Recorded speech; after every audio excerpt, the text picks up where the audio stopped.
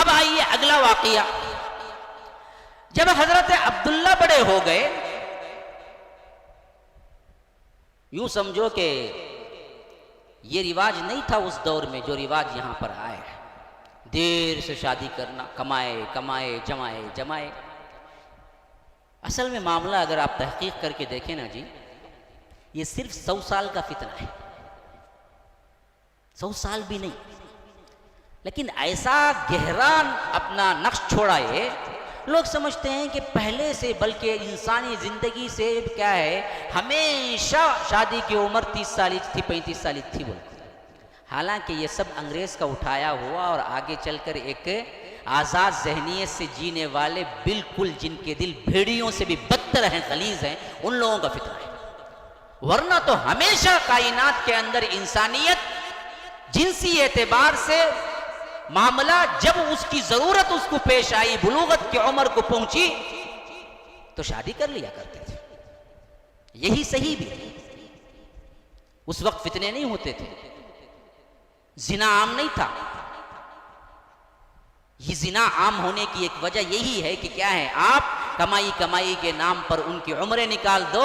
इन्हों क्या करते, जाब में सब कुछ हो जाता, 1000 मरतबा टेस्टिंग हो जाती, उसके बाद फाइनल में पहुंचते हो शादी करते।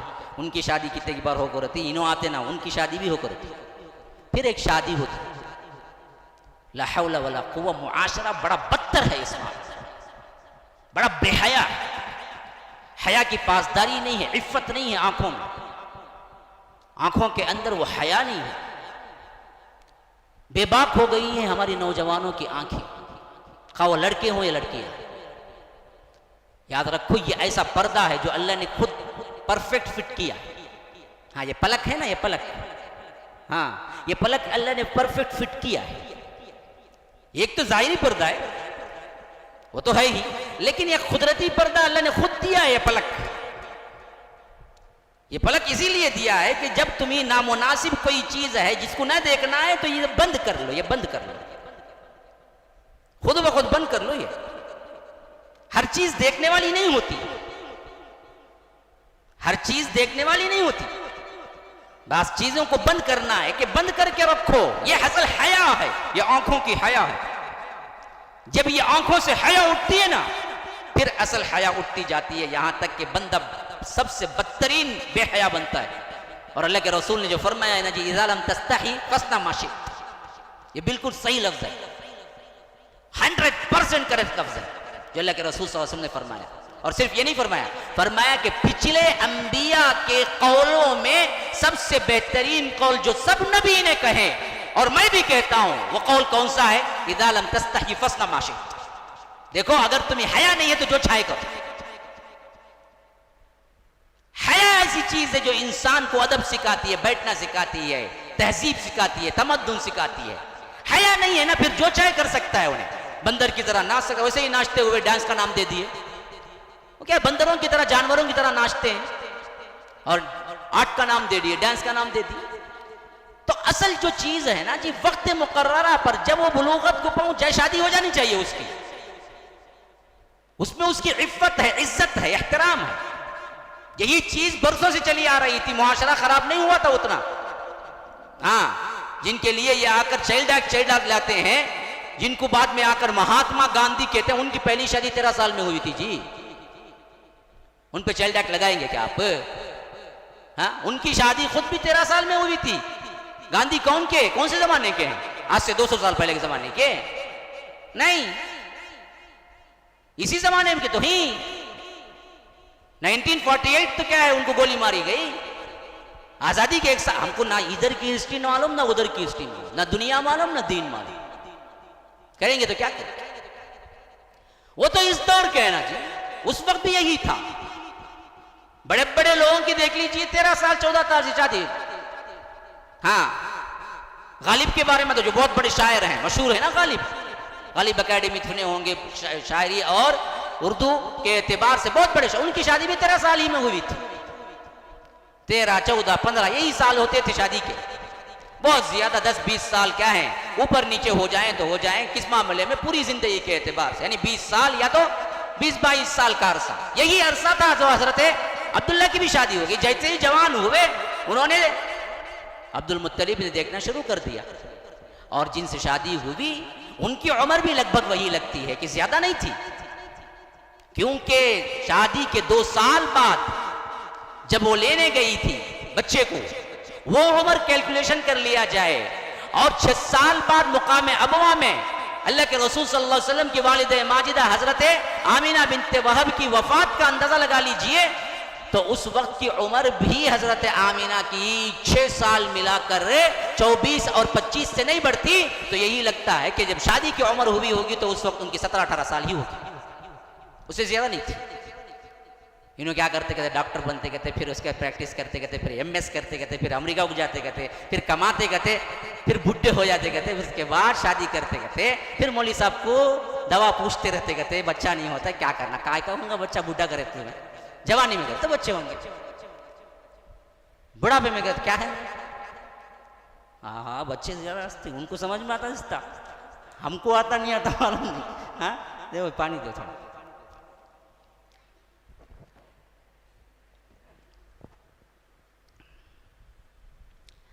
अब जब हजरत अब्दुल मुत्तलिब ने शादी के लिए जो इंतखाब किया, वो जिस नौइयत से इंतखाब किया वो पाकदामनी थी जी। आमिना बिनते वहब इंतहाई पाकबाज मुकद्दस तरीन खानदान की खातून थी, जिनसे अल्लाह के रसूल सल्लल्लाहु अलैहि वसल्लम के बाप का रिश्ता हुआ और अल्लाह के रसूल सल्लल्लाहु अलैहि वसल्लम के वालिदा माजिदा का रिश्ता हुआ। दोनों तरफा बड़ा पाकबाज खानदान था, दोनों तरफा। और 2 स्टेप जाकर हजरत आमिना बिनते वहब और उनके बाप आगे जाकर फिर जाकर अल्लाह के रसूल के खानदान में मिल जाता था।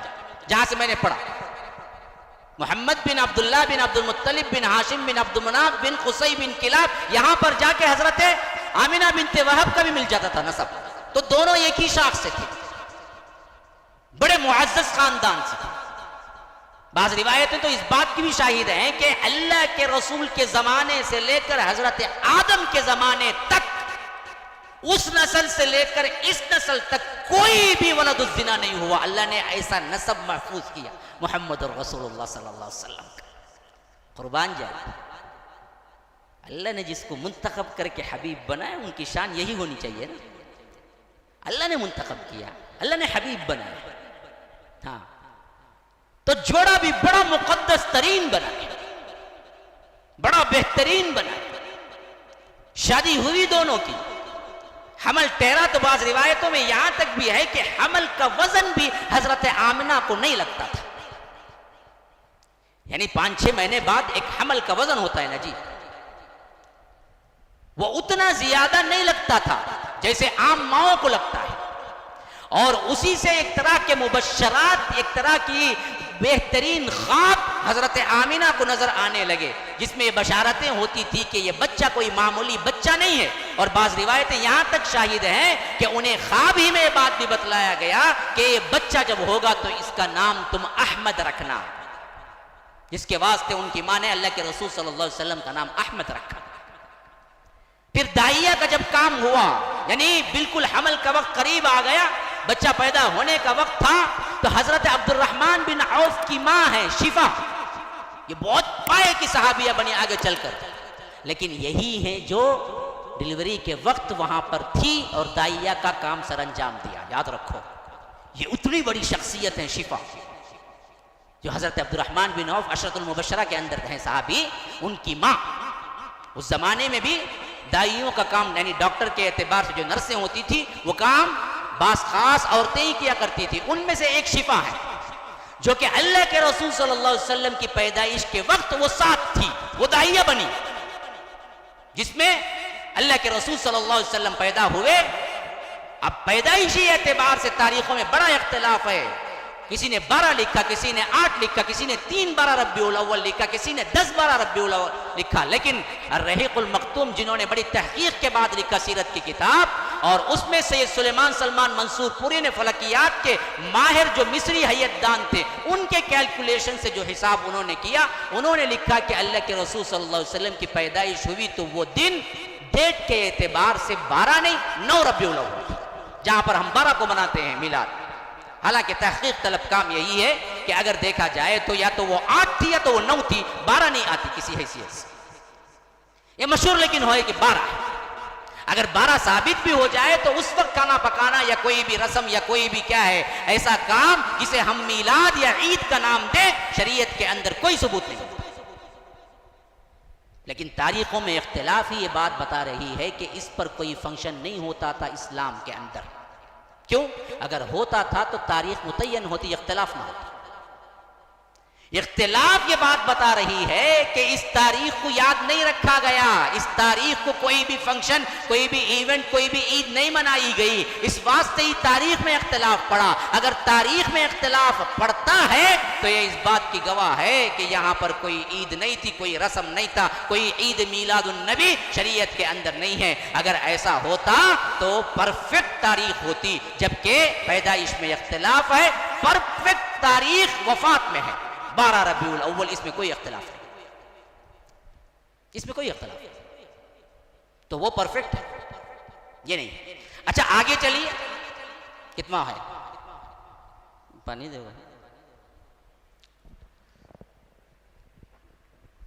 जब अल्लाह के रसूल सल्लल्लाहु अलैहि वसल्लम पैदा हुए, 12 रबीउल अव्वल, 9 रबीउल अव्वल, 8 रबीउल अव्वल, 3 रबीउल अव्वल, 10 रबीउल अव्वल, ये सब तारीखें आई हैं तारीख के एतबार से।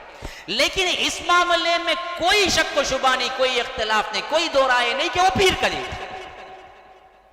क्यों? अल्लाह के रसूल सल्लल्लाहु अलैहि वसल्लम ने खुद फरमाया अपनी जिंदगी में, जब पीर को रोजा रखते थे तो साहबा ने पूछा अल्लाह के रसूल खास पीर के दिन रोजा क्यों? फरमाया कि देखो मैं इसी दिन पैदा हुआ, इसके शुक्राने के तौर पे मैं रखता हूं। तो अगर किसी को मीलाद से उतनी ही मोहब्बत है तो उसका सुन्नत का तरीका तो यह है कि बिरयानी पका के खिलाओ, हरगिज नहीं पीर के दिन का रोजा रखो, हर पीर का दिन रोजा रखो।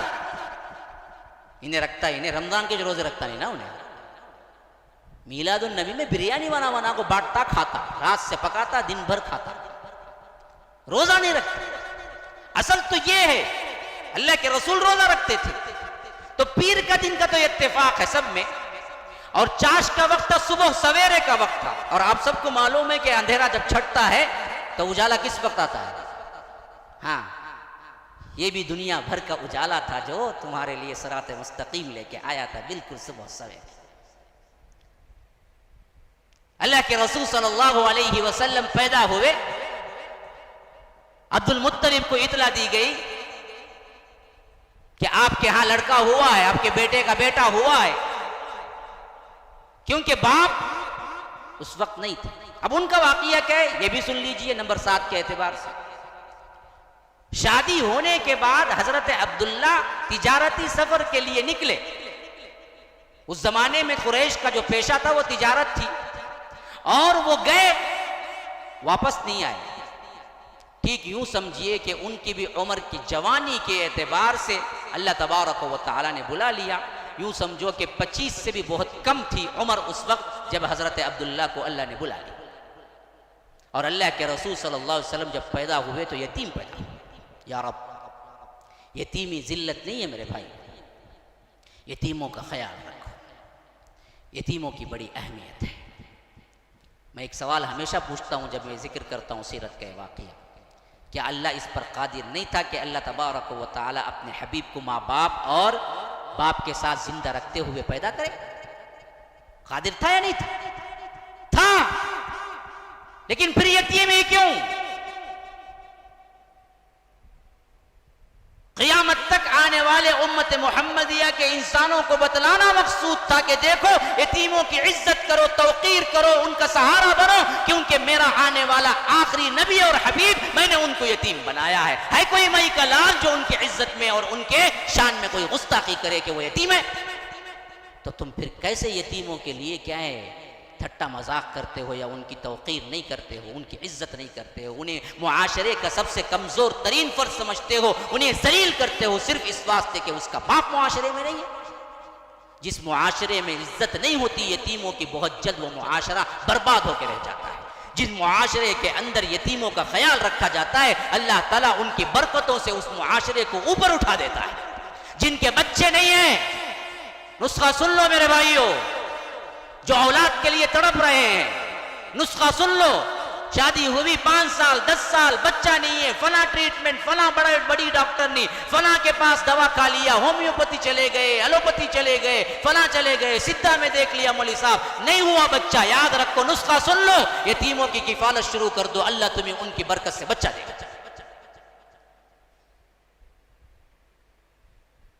अल्लाह के रसूल सल्लल्लाहु अलैहि वसल्लम ने इनकी बड़ी इज्जत की है।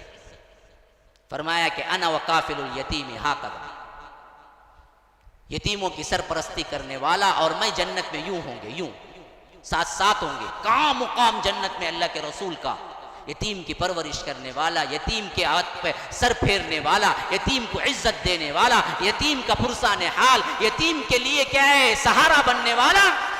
अल्लाह के रसूल सल्लल्लाहु अलैहि वसल्लम के साथ जन्नत में होगा तो मुकाम क्या होगा, उसका जरा अंदाजा करके देख लो। इसी वास्ते पैगाम जाना मकसूद था क़यामत तक के लोगों को कि अल्लाह के रसूल सल्लल्लाहु अलैहि वसल्लम को अल्लाह तबारक व तआला ने यतीम किया। यही जिक्र कर रहा है दुहा के अंदर, वद्दुहा वल्लैलि इज़ा सजा मा वद्दअका रब्बुका वमा क़ला वलल आखिरतु खैरुल लक मिनल ऊला वलसौफ युअतीका रब्बुका फतरदा अलम यजिदका यतीमन फआवा।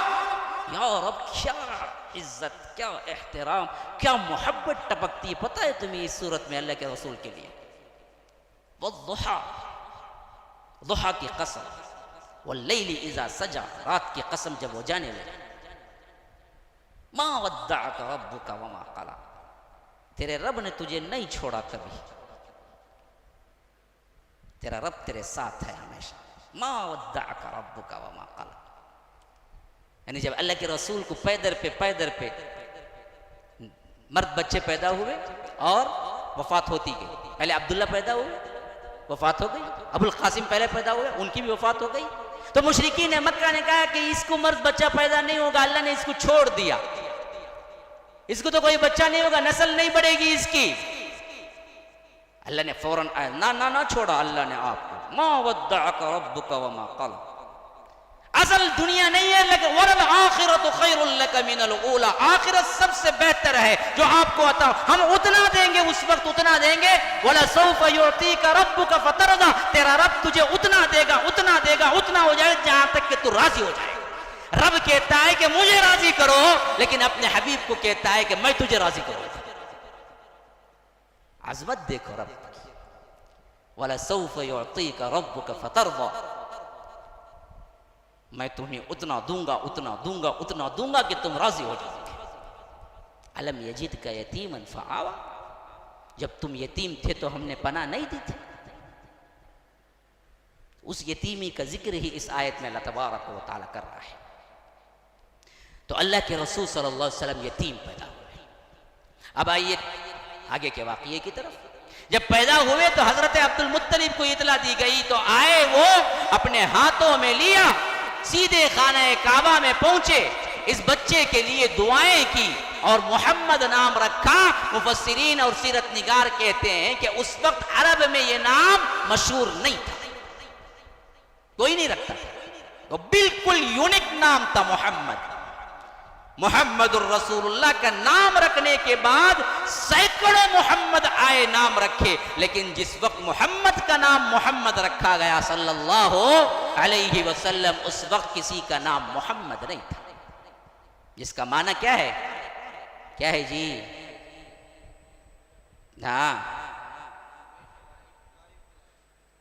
तारीफ किया हुआ मोहम्मद। किसी की जरूरत नहीं है करने की, हमने खुद बुलंद किया है, हमने खुद इनकी बुलंदी दी है हमने। हाँ, अना मोहम्मदुन व अहमद, अल्लाह के रसूल ने अपना तारुफ कराया, मेरा नाम मोहम्मद भी है, अहमद, अनल माही, मैं मिटाने वाला भी हूं, हाँ, अनल हाशिर, अल्लाह के रसूल ने 5 नाम गिनाए अपने कि मैं ये हूं, मैं ये हूं, मैं ये हूं। उन नामों में ये भी नाम है, अनल माही, मैं मिटाने के लिए आया हूं, क्या, बातिल को मिटाने के लिए आया हूं। तो अल्लाह के रसूल सल्लल्लाहु अलैहि वसल्लम को मोहम्मद नाम रखा, और सही तरीन रिवायत के मुताबिक 7वें दिन इन्होंने खतना किया, अकीका किया।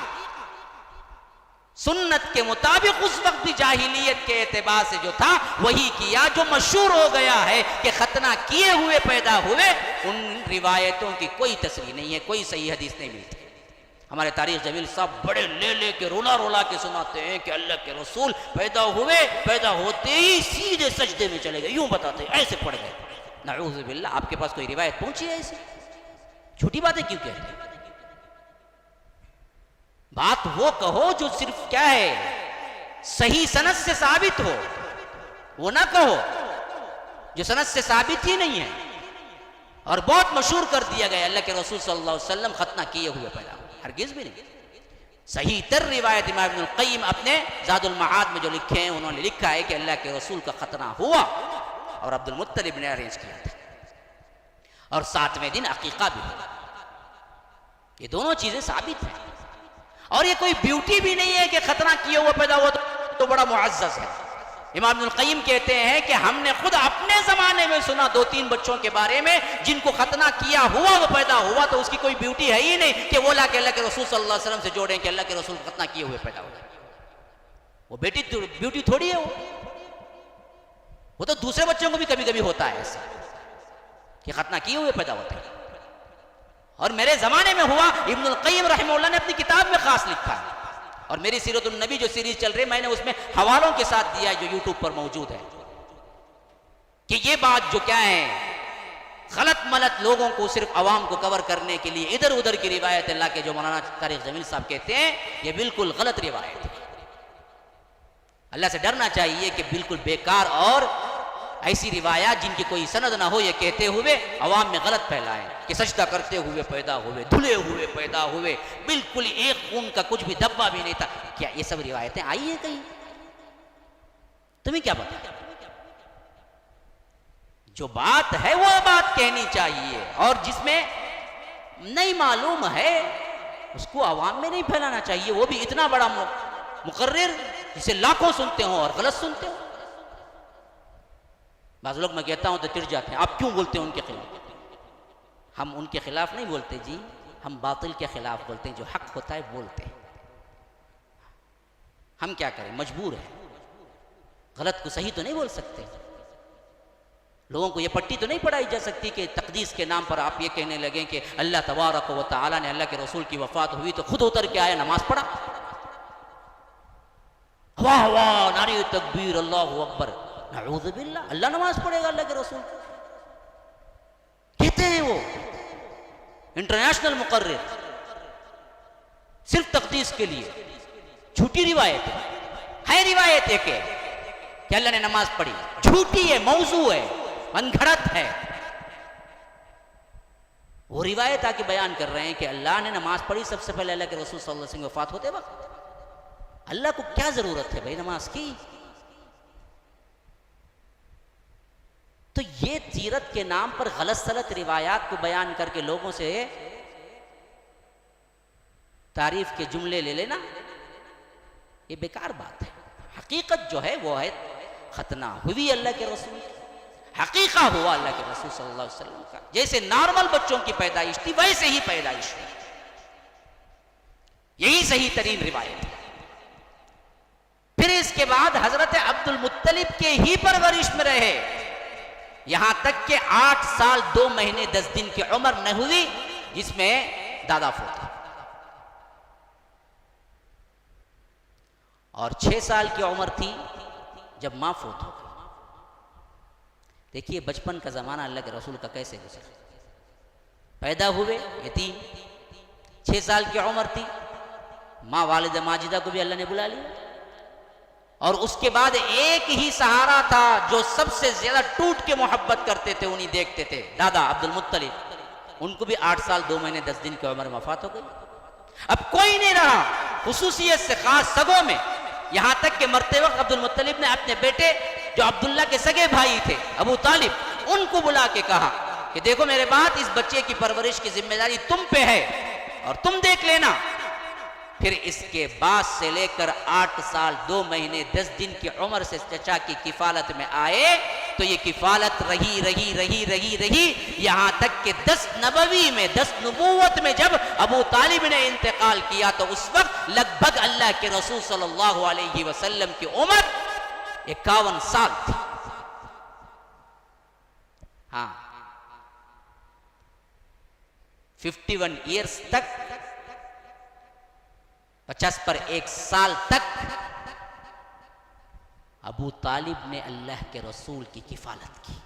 किसी चचा ने अपने भतीजे को इतना नहीं देखा होगा, किसी भतीजे ने इतनी मोहब्बत न की होगी अपने चचा से जो अबू तालिब को अल्लाह के रसूल से थी और अल्लाह के रसूल को अबू तालिब से थी। लेकिन इस्लाम कबूल नहीं किया मरते वक्त, तो वो जन्नत नहीं जा सके। सहाबा ने पूछा, अल्लाह के रसूल आपकी इतनी खिदमत की है, आपके लिए इतना कुछ उन्होंने कुर्बान किया है, आज वो मरने के बाद किस हालत में है?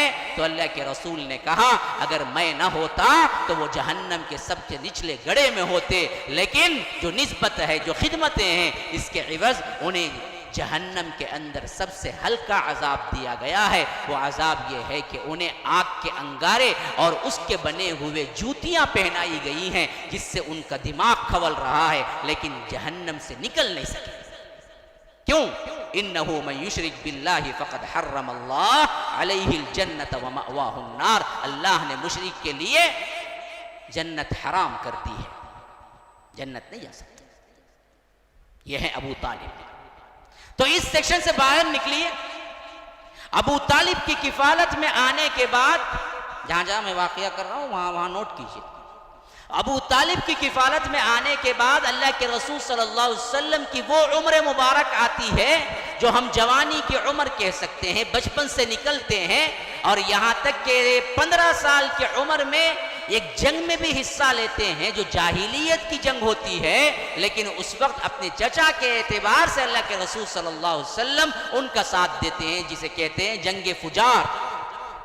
जंगे फुजार ये जंग थी 2 कबीलों के दरमियान, अरब के 2 कबीलों के दरमियान, जिनमें एक तरफ खुद अल्लाह के रसूल के चचा भी थे। तो अल्लाह के रसूल उनकी मदद के एतबार से उस जंग में शरीक हुए, लेकिन किसी पर हाथ नहीं उठाया, क्योंकि नबी थे ना, अल्लाह महफूज करके रखा हुआ था, किसी नाहक का कत्ल न हो जाए इस हाथ से जिसको हमें नबूवत देनी है। तो कहते हैं कि उस जंग में अल्लाह के रसूल का सिर्फ काम यह था कि वो चचा की मदद किया करते थे, कि कभी कभी तीरें उठा के दिया करते थे। और इसके बाद का अहम तरीन सीरत का वाक़या वो है जब अल्लाह के रसूल सल्लल्लाहु अलैहि वसल्लम ने माश के एतबार से सफ़र किया। जवानी का ये मंजिल, ये दौर हर एक के लिए बड़ा ही इनकलाब वाला होता है, बड़ा ही सोच और तरकीबों वाला होता है कि अब मैं जवान हो गया, ये कमाऊं, वो करूं, ऐसे वैसे, हर एक का ज़माना उसी में गुजरता है। और अल्लाह के रसूल सल्लल्लाहु अलैहि वसल्लम ने भी इस ज़माने में बहैसियत माश के काम किया, और वो काम था, हदीस में सही बुखारी की रिवायतों के मुताबिक तो एक बात ये भी आई है कि मैंने चंद क़ीरात पर मक्के के सरदारों की बकरियां जो थी, उन लोगों की बकरियों को मैंने चराया है, चंद क़ीरात पर। क़ीरात उस जमाने का एक पैसा था, एक कीमत थी, एक वैल्यू थी, जिसके एवज अल्लाह के रसूल सल्लल्लाहु अलैहि वसल्लम ने किसी और की बकरियां ले जाके चरा के ले आते थे, जिसके एवज मुआविजा मिलता था। ये भी जवानी में किया अल्लाह के रसूल सल्लल्लाहु अलैहि वसल्लम ने। और बकरियों को चराने के एतबार से भी खास बात एक नोट कीजिए, जो अल्लाह के रसूल ने फरमाया, कोई नबी ऐसा नहीं गुजरा है जो बकरियां ना चराया। यानी बड़ा सुन्नत का काम है बकरियां चराना, बड़ा महबूब काम है, बड़ा अच्छा काम है। अगर हम इस मामले में अच्छे होते तो हम ही क्या है, इस तरह के कोरोना वायरस के बुहरान में कभी हमें पैसे में कमी ना होती। हमने भी क्या किया, तिजारत छोड़ के गुलामी की ज़िंदगी गुजारना शुरू कर दिया, तो हमारे लिए जाबे छूट गए। अगर हम तिजारत की ज़िंदगी अपनाते ना तो मसाइल नहीं होते। और बकरी में तो बड़ा अल्लाह ने बरकत दे रखी है। वो बरकत की सबसे बड़ी मिसाल ही क्या है, कुत्ता कुत्ती का जो मामला होता है ना जी, आपने देखा होगा, एक एक हमल में कुत्ती कितने बच्चे जनती है मालूम? हाँ कितने भाई? हाँ खासा तजुर्बा है जिसका इनको। हाँ 10-11 का थे हंगे, मैं तो 3-4 बोलने वाला था, तो मैं 10-11 बोल को बढ़ा वाले बैरेकेफ, एक नहीं, एक तो नहीं, लेकिन फिर भी उसे कौन भी खाता नहीं खाता। बकरी कितने खाते हैं? एक दिन में करोड़ों बकरे और बकरियां कटती हैं, फिर भी तैदाद में कौन बड़े हैं? कुत्ता है, बकरी है? हाँ, छोड़ेंगे हमें, राना खाते ना बैठ को। हाँ, अलबरकत देखो, हालांकि बकरी एक वक्त में एक ही देती, बरकत देखो कैसे। तो इसमें बड़ी बरकत है। तो इसी वास्ते बाज मुफस्सिरीन और तीरथ निगार इस मामले में यहां तक लिखते हैं कि ये जो बकरी की तिजारत और बकरा बकरी के चरवाहे का मामला जो होता है ना जी, उसमें अगर कोई हाथ डालता है तो नुकसान नहीं उठाता कभी। एक जोड़े को ला के रखो, 1-2 साल क्या है, उसके लिए परवरिश करो, फार्म बनाओ और उसके पीछे लगो, एक की जगह 100 नजर आएंगे। अब ले जाके बकरीद में क्या करना है, वो 1000-2000 का जो लिए थे जोड़ा, अब 12-12 हजार का बेच को खा ले पूरा। हाँ, कहां को कहां चले गए, लाखों में बिजनेस।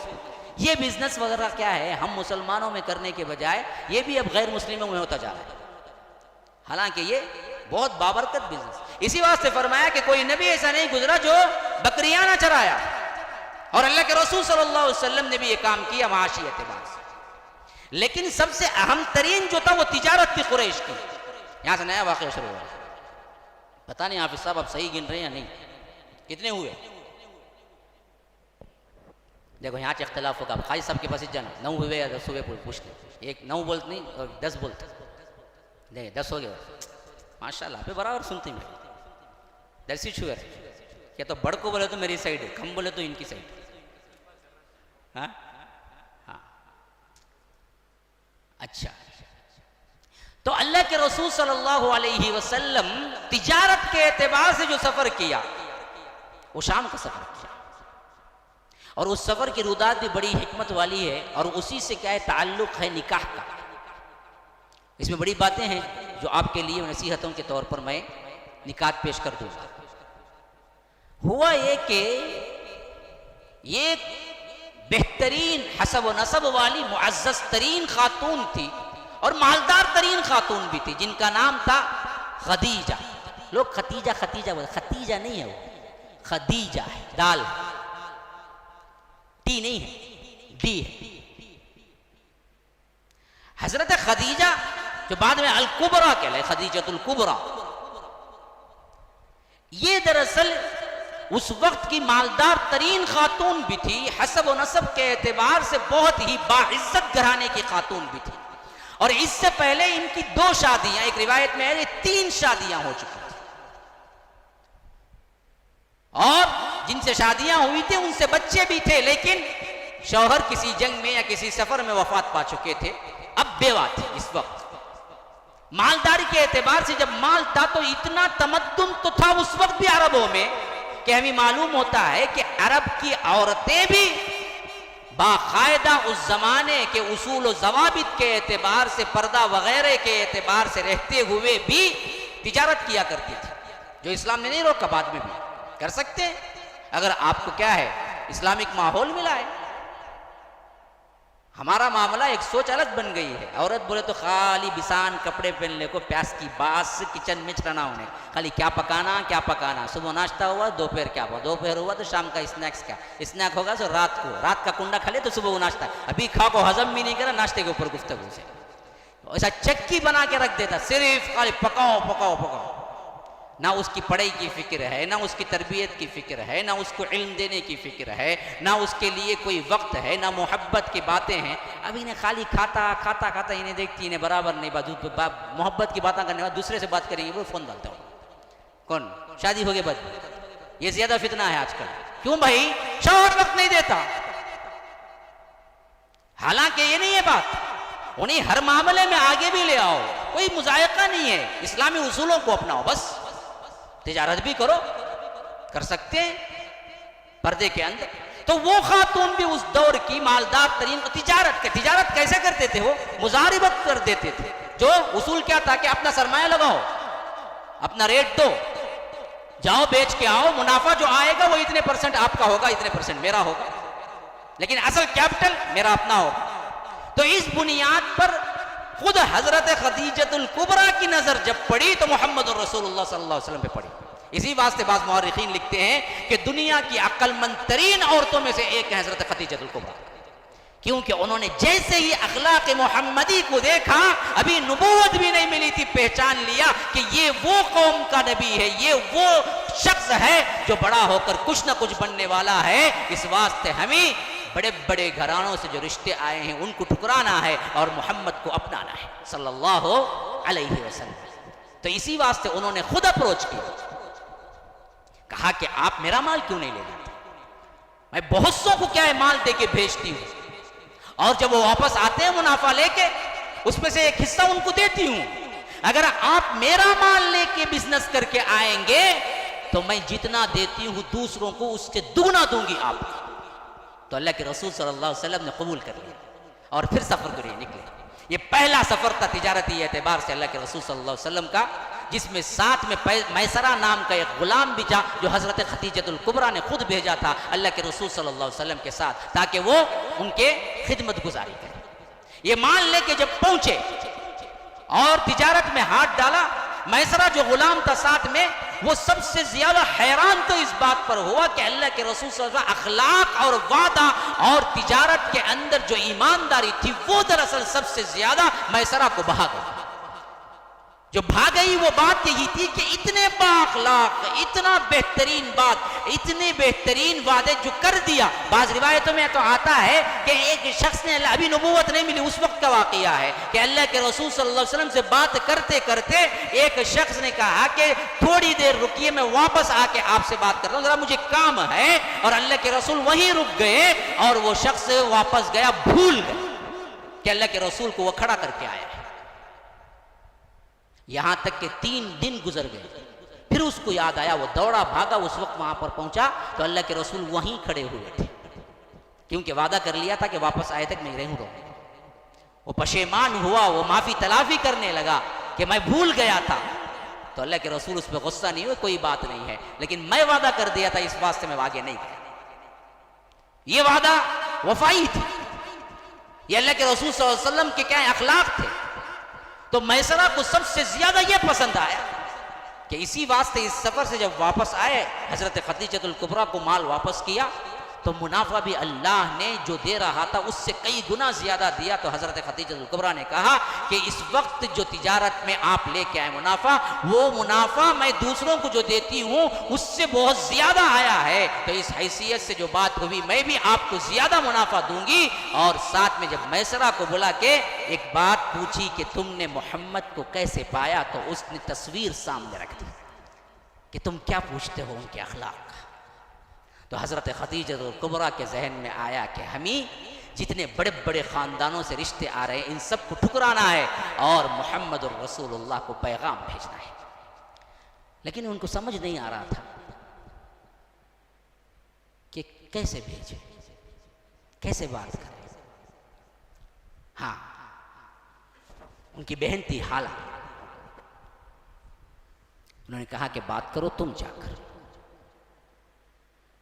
और इसके बाद जब बात हुई तो अल्लाह के रसूल सल्लल्लाहु अलैहि वसल्लम को हैरत हुई, खदीजा ने पैगाम भेजा है।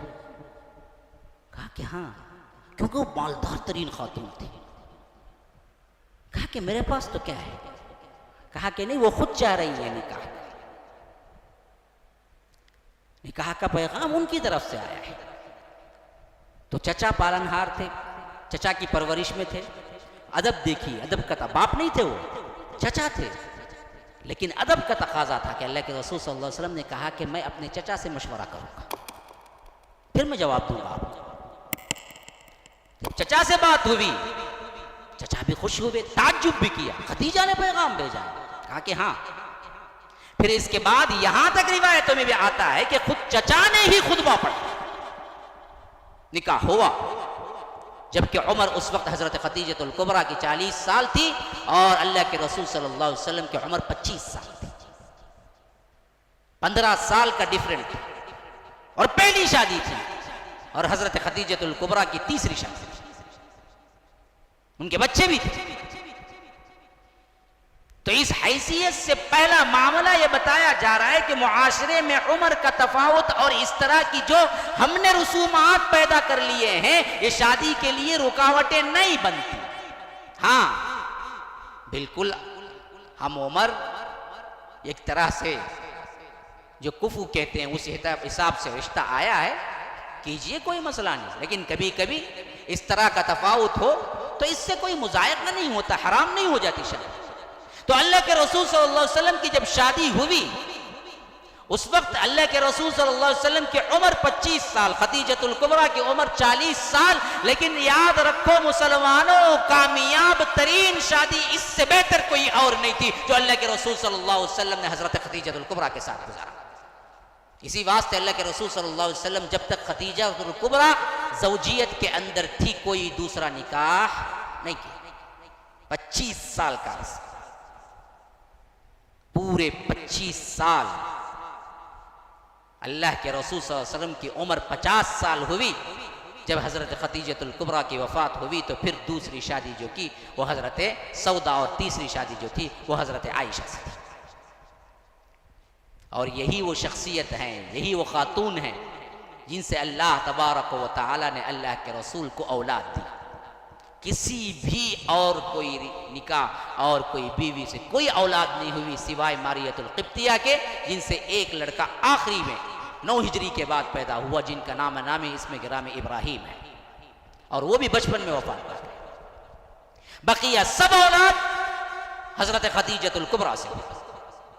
शादी के बाद अल्लाह के रसूल सल्लल्लाहु अलैहि वसल्लम तिजारत के एतबार से कोई सफर नहीं किया, और खदीजतुल कुबरा की मोहब्बतें और उनके काम, उनके खिदमतें इतनी थी कि अल्लाह के रसूल सल्लल्लाहु अलैहि वसल्लम को माआश से बेनियाज कर दिया। इसी वास्ते हमको मालूम होता है कि अल्लाह के रसूल नबूवत का जो जमाना करीब आया तो उस वक्त तन्हाई पसंद होते चले गए और गारे हिरा में बैठने लगे।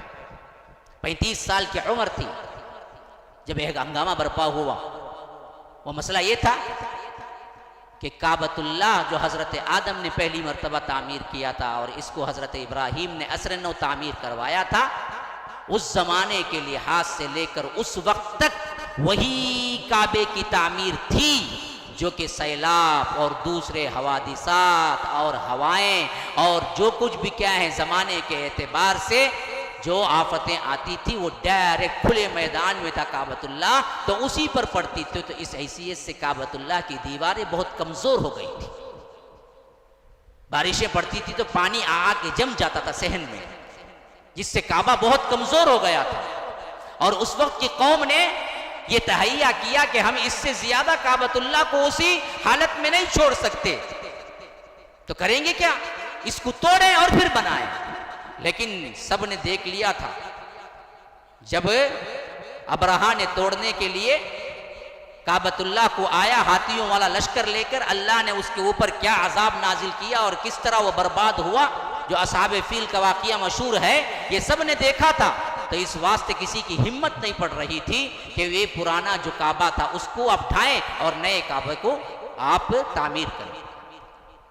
सब सोच में पड़ गए, अब काबतुल्लाह को ढाना कौन है, क्योंकि बनना है तो ढाना है, ढाने की तो हिम्मत नहीं है, कहीं हम पर भी अजाब ना आ जाए। इसमें वो अक्लमंद तरीन शख्स वो उस वक्त का खालिद इब्नुल वलीद के बाप, जो इस्लाम का बदतरीन दुश्मन बना बाद में आगे चलकर, लेकिन था बड़ा ज़हीन फतीन। इसी वास्ते अल्लाह के रसूल भी कभी कभी अफसोस करते थे कि ये था बड़ा ज़हीन फतीन, आखिर इस्लाम क्यों नहीं लाया। हाँ, खालिद बिन वलीद का बाप है वलीद बिन मुगीरा, जिसके बारे में अल्लाह तबारक व तआला ने भी कुरान में कई आयतें नाज़िल के, नाम नहीं आया। इन्नहु फक्कर व क़द्दर फ़क़ुतिल कैफ़ क़द्दर थुम्मा क़ुतिल कैफ़ क़द्दर थुम्मा नज़र थुम्मा अबस व बसर थुम्मा अदबर वस्तकबर फ़क़ाल इन हाज़ा इल्ला सिह्रुन युअसर इन हाज़ा इल्ला क़ौलुल बशर सउस्लीहि सक़र वमा अदराका मा सक़र ला तुबक़ी वला तज़र लव्वाहतुन लिल बशर अलैहा 19। ये तमाम आयतें वलीद बिन मुगीरा के बारे में नाज़िल हुई। तो इसने कहा कि देखो, अब्राहा जब आया था काबतुल्लाह को ढाने, उस वक्त उसकी नीयत बुरी थी, और हम जो ढाने को जा रहे हैं हमारी नीयत ठीक है, हम इसको असर नौ बनाना चाहते हैं, बनाना चाहते हैं। इस वास्ते अल्लाह का अजाब हम पर नहीं आएगा। तभी भी कौम नहीं मानी तो वो कहा कि देखो मैं पहले जाता हूं और तोड़ता हूं काबतुल्लाह की ईंट, पहले गिराता हूं, अगर मुझ पर अजाब ना आया तो तुम आ जाना। फिर जाके वो पहला पत्थर मारा और गिराया। जब कौम ने देखा कि कोई अजाब नहीं आया तो तब जाके मिली। उतना ज़हीन व फतीन था, लेकिन किस्मत क्या करेंगे, जब इस्लाम आया तो उस वक्त इस्लाम कबूल नहीं किया। तो जब काबतुल्लाह असर नौ बनाया गया, आम ऐलान हुआ कि काबतुल्लाह बनाने के लिए तामीर करने के लिए चंदा इकट्ठा किया जाए। चंदा, हाँ, ब्यूटी क्या है पता है? क्या ब्यूटी? लिखा गया कि देखो इसमें रंडी की रकम, जिना की रकम और हरामकारी सूद की रकम, कोई रकम शामिल नहीं होगी, सिर्फ हलाल रकम जमा करो, क्योंकि हमें अल्लाह का घर बनना है। कहीं यह हालत वही तो नहीं जो आज भी हमारे मस्जिदों में लिखा जाता है? देखो भाई, देने वाला बोलता मौलवी साहब ये सूद की रकम नहीं, मौलवी साहब ये हलाल कमाई की रकम। तो मुसलमान सूद भी लेता क्या? वही हालत उनकी भी हो गई थी, यही मुआशरा हो गया था वहां पर। वो भी मिल्लत इब्राहिम, दीन इब्राहिमी की पैरवी का दावा करते थे, लेकिन वही बिगाड़ आ गया था। जब अल्लाह की मस्जिद का मामला आया तो साफ कहा कि देखो सूद की रकम नहीं चलेगी, हराम की रकम नहीं चलेगी। मालूम था हराम, लेकिन सब इन पे चलता। आज भी यही है कि हम दरअसल कोई काम करना चाहते हैं तो मस्जिद के लिए तो अलग रखते हैं, लेकिन अपने खाने के लिए बैंक में काम करते हैं, मजा लेते हैं, सूद खाते हैं, सब कुछ हराम कारी चले, धोखेबाजी चल रही है, सब चल रहा है। हालांकि क्या है, तुम्हारे लिए हराम है, सिर्फ मस्जिद के लिए क्या है हराम है, तुम्हारे लिए हलाल हो गया है? भाई मस्जिद में बैठा हूं, मैं झूठ नहीं बोलता, तो बाहर बैठा झूठ बोलेगा कि? बाहर भी झूठ हराम ही है, यहां भी झूठ हराम। तो हमने मस्जिद का इस्लाम अलग बना के रख लिया, बाहर का इस्लाम अपनी मर्जी, मनमानी। यहां आए तो सही मुसलमान, अल्लाह को मस्जिद का मुसलमान नहीं चाहिए, अल्लाह को 24 आवर्स का मुसलमान चाहिए। तो उन्होंने भी यही लगाया था। तो इसी वास्ते रिवायतों में आता है कि जब वो इमारत मुकम्मल होने पे आई, पैसा शॉर्टेज पड़ गया। हजरत इब्राहिम जो काबा बनाए थे ना जी, वो ऐसे चारकोनी था, और वो चारकोनी काबे में एक दरवाजा इधर था और एक दरवाजा इधर था, और दरवाजा बिल्कुल नीचे था जैसे हमारे दरवाजे होते हैं। अब काबतुल्लाह का दरवाजा कहाँ है बोलो? हमारी हाइट पे नहीं, हमारे हाथ के हाइट पे है, जिसे मुल्तजिम कहते हैं, जिसकी चौखट को, उतना ऊंचा, और एक ही दरवाजा है।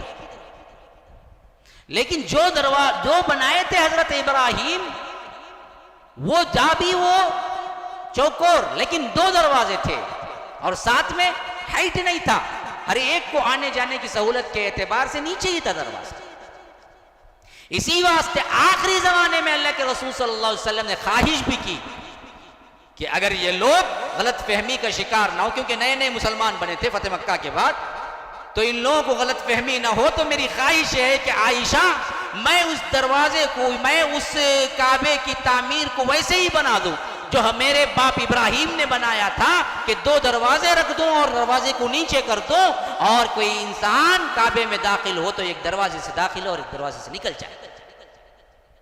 लेकिन मुझे कहीं लोग इख्तिलाफात में ना पड़ जाएं, इस वास्ते मुझे खौफ है कि मैं ऐसा करूं तो इख्तिलाफ हो जाएगा। इस वास्ते अल्लाह के रसूल ने छोड़ दिया। वैसे ही उम्मत के इख्तिलाफ की इतनी फिक्र थी, काबतुल्लाह हजरत इब्राहिम के बुनियाद पे नहीं है, फिर भी छोड़ दिया। आज हम छोटे छोटे मसले लेके उन्हें एक चांद कहते, उन्हें एक चांद कहते, इन्हें मनाया तो उन्हें गले मिलता नहीं, इन्हें मनाया तो उन्हें गले मिलता नहीं।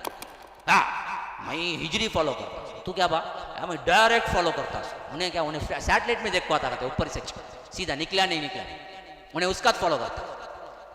बाप मनाया तो बेटा गले मिलता नहीं, बेटा मनाया तो बाप गले मिलता नहीं। छोटी बात पे इख्तिलाफ, हालांकि जन्नत जहन्नम का फैसला इस पे होने वाला नहीं है। हाँ, कल बुलाया अल्लाह ताला, हाँ भाई ईद चांद से मनाई की सऊदी से मनाई की, सऊदी से जाओ जाओ जन्नत को, तुम्हें नहीं मैं हिंदुस्तान, जाओ जहन्नम को सीधे, उस पर फैसला होने वाला है। हाँ, चांद में कितने इख्तिलाफात है हमारे। तो अब दरअसल उन्होंने क्या किया, जो शॉर्टेज हुआ ना जी, इस वास्ते क्योंकि हलाल कमाई की शर्त लगाई थी, तो कौम का चंदा जो इकट्ठा हुआ था वो शॉर्टेज हो गया था, अब पैसा नहीं। उन्होंने क्या किया कि वो जो रकबा था ना, वो जो बड़ा लंबापन, उससे उन्होंने कम किया, कम करके काबतुल्लाह को छोटा किया। इसी वास्ते वो बाउंड्री दिखती है जिसको हम हतीम कहते हैं आज भी काबतुल्लाह की तस्वीर में। काबतुल्लाह के 3 कोने तो खुले हुए हैं, वहां कोई बाउंड्री नहीं है, लेकिन चौथे कोने पर आपको एक बाउंड्री मिलेगी गोल से, जिसके अंदर की जगह को हतीम कहते हैं। ये क्यों इस वास्ते ये बाउंड्री सिर्फ यहां लगी हुई है, इस वास्ते के असल में वो जगह भी काबतुल्लाह की जगह है। हजरत इब्राहिम ने जो काबा बनाया वो वहां तक था काबा, इन्होंने क्या किया, उसको मुख्तस कर दिया। तो वो काबतुल्लाह की वो जगह निशानी बनना था ना, उस वास्ते उन्होंने उसे बाउंड्री बना दी कि ये। तो अगर किसी को मौका मिल जाए कि हतीम में नमाज पढ़ने का, तो वो काबतुल्लाह में नमाज पढ़ने के ही बराबर है, क्योंकि वो वही जगह है, काबतुल्लाह ही की जगह है। तो ये हतीम की निशानी हमें बता रही कि उस दौर में उन्होंने इसको मेंटेन किया कि इसमें कोई भी हराम का लुक़्मा ना आ जाए, और उन्होंने बना दिया। और इसमें खास तौर पर क्योंकि काबा पूरा के चौकोर है, बिल्कुल 4 कोनी, अगर तवाफ शुरू किया जाए एक कोने से और एक कोने पे खत्म किया जाए, लेकिन इंसान को कैसे मालूम हो कि किस कोने से शुरू करके किस कोने पे खत्म करना है?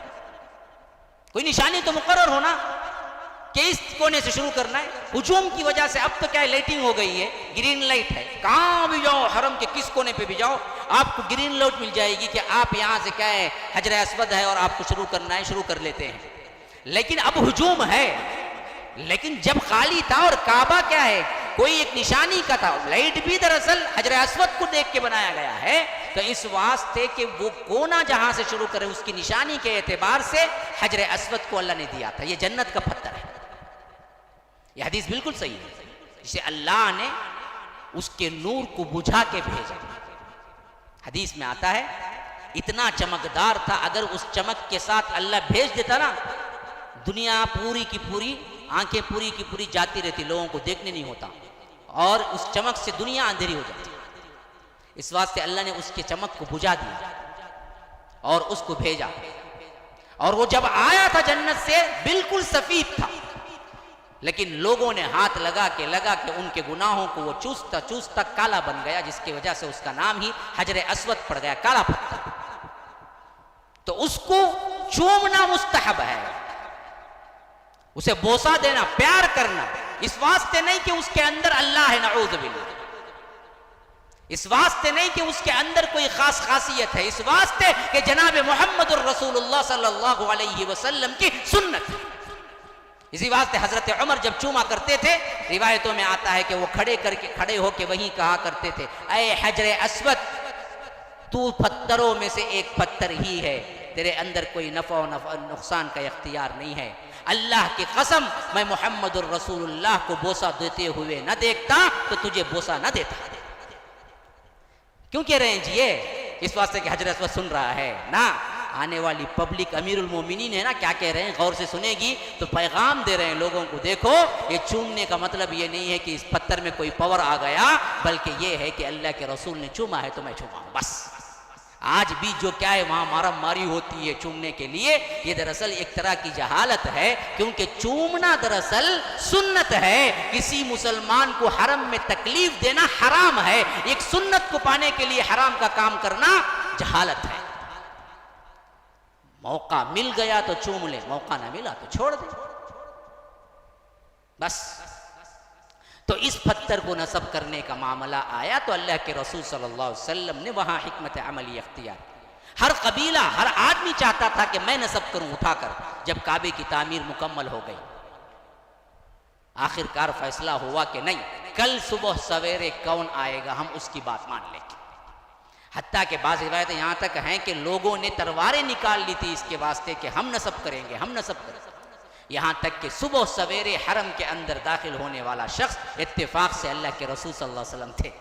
तो लोग पुकार उठे, ये तो हमारे महबूब हैं, सादिक हैं, अमीन हैं। कब? अभी नबूवत से पहले, नबूवत के बाद तो जान पर बनी, जान लेने पर तुल गए। तो ये तौहीद की दावत आपको ले जाएगी उसी राह पर जहां पर तकालीफ हैं। ठंडे ठंडे मंडी खाते खाते काम नहीं चलेगा मेरे भाई, वहां गालियां भी सुननी पड़ेंगी।